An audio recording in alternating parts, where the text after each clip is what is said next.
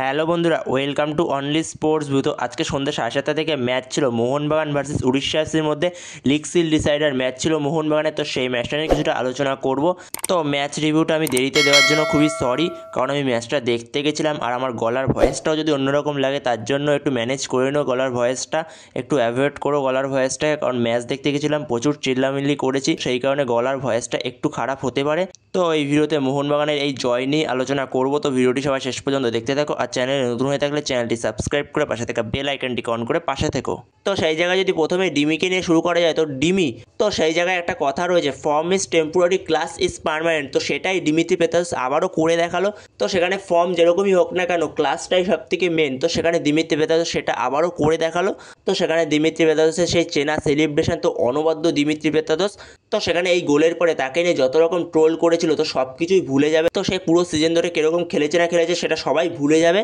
তো সেই জায়গায় মোহনবাগানের আজকে ম্যাচ ছিল সন্ধ্যে 7:30 থেকে, লিগ ডিসাইডার ম্যাচ ছিল মোহনবাগানের কাছে, যেখানে মোহনবাগানকে অফিসিয়ালি লিগ শিল্ড চ্যাম্পিয়ন হতে গেলে 52 পয়েন্ট লাগতো। তো সেখানে মোহনবাগানের লিগ চ্যাম্পিয়ন হওয়ার অফিসিয়ালি ম্যাচ ছিল এটা উড়িষ্যা এফসির সঙ্গে। তো সেখানে মোহনবাগান উড়িষ্যা এফসির সঙ্গে ম্যাচটা জিতে গেলে Mohun Bagan officially league shield champion হয়ে যাবে।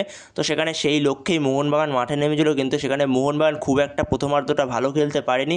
তো সেখানে প্রথমার্ধটা মোহনবাগান মোটামুটি খেলেছে। তো উড়িষ্যা এফসি ডিফেন্সিভ দিক থেকে খুব সলিড ছিল। তো সেখানে উড়িষ্যা এফসির ডিফেন্স ভাঙা খুবই ভয়ঙ্কর হয়ে উঠছিল। তো সেই জায়গায় মোহনবাগান ভালো করে উড়িষ্যা এফসির ডিফেন্সে অ্যাটাকই তৈরি করতে পারেনি প্রথমার্ধটা। তো সেই জায়গাতে উড়িষ্যা এফসির ডিফেন্ডার মোর্দাটা ফল, সে সেকেন্ড হাফে রেড কার্ড দেখে। তো যেই ফাউলটা করে ম্যাকলারেনকে, তো ম্যাকলারেনকে ফাউল করে সে রেড কার্ড দেখে। তো সেখানে তারপর থেকে মোহনবাগান কিছুটা অ্যাটাক করতে শুরু করে, যেখানে মোহনবাগান তারপর থেকে পুরো ফুলদমে অ্যাটাক করে। তো সেখানে দিমিত্রি পেতাদসকে নামায় মোহনবাগান কোচ মরিনা 75 মিনিটের পরে। তো সেখানে দিমিত্রি পেতাদস নামার পরে দিমিত্রি পেতাদসকে ভালো ছন্দে লাগছিল। তো সেখানে দিমিত্রি পেতাদস যে গোলটা করে, তো গোলটার কিছুক্ষণ আগে সে একটা শট মেরেছিল। তো সেই শটটা ভালো সেভ করে আমরিন্দর সিং। তো ভালো একটা শট মেরেছিল বক্সের বাইরে থেকে।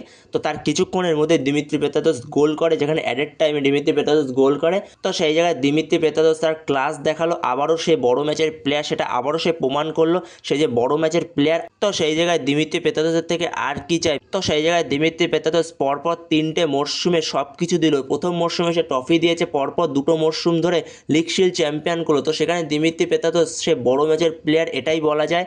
তো সেখানে দিমিত্রি পেতাদসকে নিয়ে যত সমালোচনা হয়েছিল পুরো সিজন ধরে, তো সব কিছু আজকে মুছে গেল। তো সেখানে দিমিত্রি পেতাদস সে অনবদ্য। তো সেখানে মোহনবাগানকে ধরার মতো আর কোনো টিম নেই। তো সেখানে এফসি গোয়া ছিল, তো এফসি গোয়া হায়েস্ট পৌঁছাতে পারবে 51 পয়েন্ট অবধি সবকটা ম্যাচ জিতলেও। তো সেখানে মোহনবাগান অলরেডি 52 পয়েন্টে পৌঁছে গেছে। তো Mohun Bagan officially league shield champion হয়ে গেল।